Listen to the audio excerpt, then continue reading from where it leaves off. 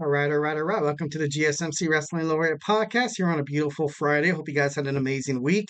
Can't wait to give you guys your cool wrestling factoids heading toward the weekend. Absolutely phenomenal to see you guys.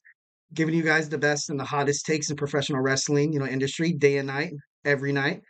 And you can always count on your boy E here. Always, always, always. And thank you for tuning in to the GSMC Wrestling Laureate Podcast, brought to you by the GSMC Sports Network. We have a great show for you today lined up. We have our WWE Smackdown preview. We're also going to talk about WrestleMania going international, possibly. Still a huge maybe. There's still a lot of speculations concerning the topic in and itself. So we're going to kind of dig a little bit into that. We're also going to talk about our Thursday night wrestling review, talking about what's in the world of National Wrestling Alliance, also in Ring of Honor, New Japan Professional Wrestling, and Impact Wrestling, of course. Our fourth segment. We're gonna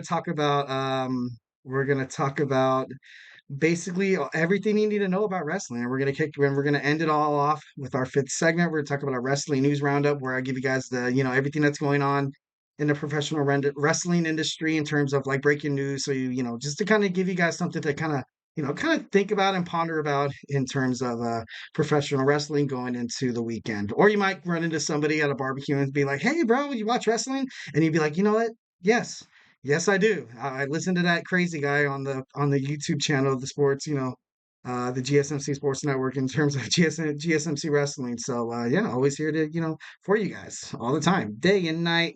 Next, want to remind you guys to use the tips and donations link. We get a number of questions that come in from the show from viewers like you. So to ensure that your question gets read on air, I ask you guys to use the tips and donations link at the GSMCpodcast.net with your questions. Just put your questions up on top so I can see it. Tell me what you like. Tell me what you don't like. Tell me what you want to further, elaborate on. Tell me your opinions about wrestling. Tell me what you want the storylines to kind of be. Tell me your predictions. Ultimately, the show is no fun without a little interaction with you and the fans. Absolutely love you guys 1,010%. It really does help the show, guys. At the GSMC Sports Podcasting Network, we love peace, love, and positivity all the way. So once again, the link is the GSMC podcast.net. So yeah, let's go ahead and talk about our first segment. We're going to go ahead and let's go ahead and talk about bum, ba, da, bum.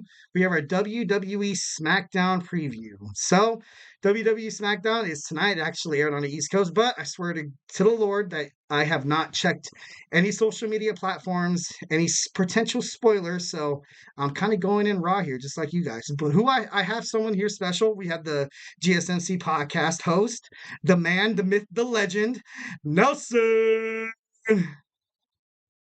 Hey, what's going on, Eric? I mean, as you guys know, I'm the host for the basketball podcast, and I do gotta say, you have a very solid intro. Good Lord. Like, I need to take notes from you. Goodness me. Like, that's enthusiastic. That was full of entertainment. Like, Thank you. No, wow.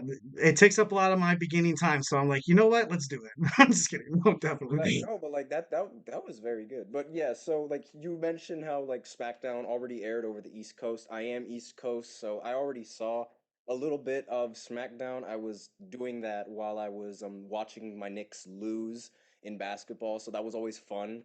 But Oh yeah, God, I can only yeah, imagine, my friend. yeah, I already watched most of the SmackDown highlights and all the things that were going down. Paul's signing, Logan Paul, pardon me. Jake Paul and Logan Paul, I always mix up the two. But yeah, Logan Paul and his signing, like it was a lot more than just a signing. I'm sure you already know that because it's Oh, like with agreed. WWE, Absolutely.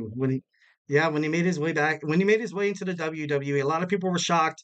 A lot of people kind of threw shade on him, be like, "Hey, what is this YouTuber doing here?" Much like when Jake Paul entered the boxing ring, or I think did Jake Paul fight in UFC?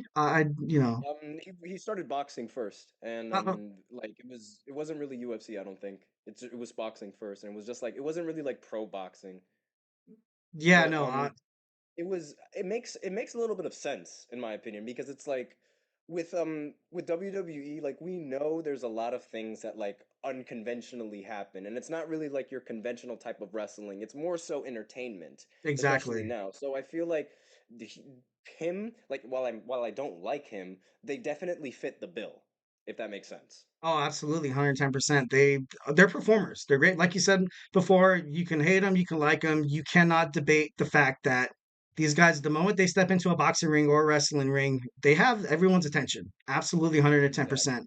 Nothing could be taken away from these guys. And, throwing shade at them or not, I respect them 110%. Whether it be fame or whether it be infamy, it doesn't matter. That's what gets clicks, and that's the important part about the entire thing. Exactly. My man knows the way the business works. All right, He so does. moving forward, That's how it is. we we have the WWE Smackdown. We're going to talk about it's going to be live tonight in ViStar Veterans Memorial Arena in Jacksonville, Florida. We have, of course, the second round of the women's and the men's Queen and King of the Ring going on. We have Jade Cargill against Nia Jax, two total powerhouses going at it. Of course, the Royal Rumble. You saw Jade Cargill in her debut eliminate the Irresistible Force, which was absolutely impressive. An awesome way to kind of debut there. You can't dispute that Jade Cargill, ever since she came from AEW, has been pretty darn professional. In terms of the Queen and Queen King of the Ring, I kind of had this kind of connection because my boy Nelson is part of the NBA. Part of the basketball podcast, the GSMC. It kind of reminded me of kind of like the in-season tournament here. Like, sure, it's not as big as the NBA playoffs, but you can bet your ass that these participants, if they win or lose, they kind of have a platform. They have a spotlight on them that they can definitely turn some heads and Do they potentially. get incentives? Like, I'm actually curious. I actually have no idea. Do they get incentives, like if they do win I in think they these? do, but I think the main reason for, well, what I kind of believed in terms of the King and Queen of the Ring in the WWE, it creates kind of like for them as wrestlers to kind of get better promoted, get better bookings, and potentially land themselves in title shots in like premium live events. Right. As a So I guess that's basically like similar to what the play-in does. I mean, apart from the incentives that you get for winning the play-in tournament, and well, not the play-in, the in-season tournament, like mix up the two of them all the time. But like because there's so many like tournaments that just don't mean that much compared to the Yeah, championship. definitely. But like yeah, it's basically more or less the same thing minus the incentives because like at least on the basketball side, like a lot of the players that like for example Tyrese Halliburton, he was very good in um in the in season tournament, but then like towards the rest of the regular season, he wasn't really all that. But it didn't Right. matter because once he participated in that in season tournament, he already got the clicks, he already got the recognition, he already got the All Star Exactly. selection, all that sort of stuff. So it's sort of the same thing like that you mentioned about like it's a pretty good parallel if you think about it. Definitely, 110%. I agree with you. Moving on, so we have Tiffany Stratton, of course, fighting Bianca Belair in a one-on-one match that they're facing for the first time. You have the up-and-comer Stratton against Belair, a grown, kind of like a veteran in terms of the wrestling, the women's division. We have the LA Knight against Tomatonga, Randy Orton against Carmelo Hayes. One thing that I kind of wanted to kind of hint at is that Carmelo Hayes recently brought up from NXT, drafted into the WWE draft. You kind of have this young like swagger to him, kind of like you kind of have these old veterans like Randy Orton, like Cody Rhodes, like Kevin Owens, and you have Carmelo Hayes coming into the fray, into this sort of like a playoff spot, and I don't know, he's proven himself pretty well. And like once again talking about the NBA playoffs, you see young teams like the Oklahoma City Thunder, you also see the Minnesota Timberwolves. How important is it for like a young person or like just someone of young talent to kind of staple their name in terms of like being a number one contender in the NBA or in my case would be the WWE. Honestly, like it could really go either way because it's like when you're new to any kind of sport, you always have that leeway of saying that like okay, they're new, they still need that experience. Similar to like what Caitlin Clark is happening like with the WNBA. She's playing rather poorly, but Mhm. it's Exactly. okay because a lot of her fans are like somewhat bubble wrapping her and just saying that it's like okay, like she just still needs time to develop. I mean jumping from like going into the big leagues, that's what I like to call these professional leagues. It's like it's a very big jump and it's not going to happen.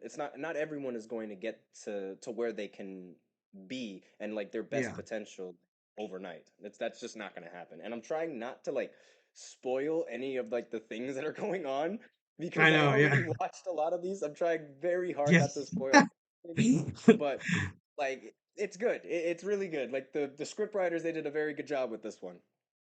Most definitely. And to kind of finish it off with the WWE Smackdown preview, we have the Cody Rhodes and Logan Paul signing. The main event happening in Jeddah, Saudi Arabia. You have the United States champion, the YouTube star, the mega star, Logan Paul going against the American Nightmare, who finished his journey at WrestleMania 40. Cody Rhodes. Just quickly, just a quick. Who can you give me a quick little prediction? Who you think's going to win? Mm. Ugh. I like. Well, It's obviously going to be Paul. I'm not even gonna lie. It's going to be him because the script writer, they Ooh! always make him win. Right now. Always. That's Never on. fails. I I cannot dispute, the facts that you are presenting right now. No, I saw it with my very own eyes at WrestleMania. Like, if you want to talk about it a little bit more, we can do that. And like, it's the next segment that we're going to talk about WrestleMania, right? Definitely 1010%. So with that being said, Yeah. I want to, just to tell you guys, hey, we're going to take a small little break, but join us. We will be back with the hottest takes in wrestling. And I got my boy Nelson from the basketball podcast from GSMC. So this show's hot. Make sure you don't miss it.